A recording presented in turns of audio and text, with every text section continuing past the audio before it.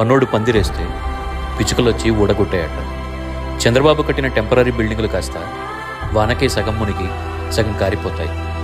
ఇక ఈ భారీ వర్షాల్లో సచివాలయం, హైకోర్టు, వెలగపూడు భవనాలన్నీ నీళ్లమయమయ్యాయి.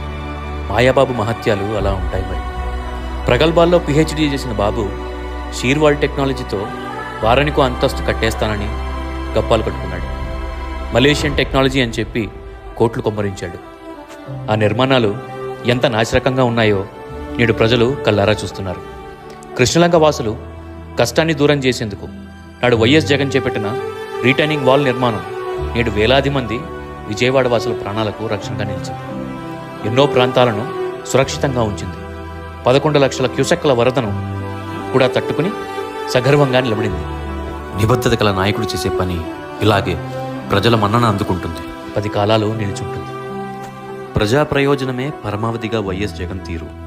ప్రచారంతో ప్రయోజనం పొందడమే చంద్రబాబు తీరు.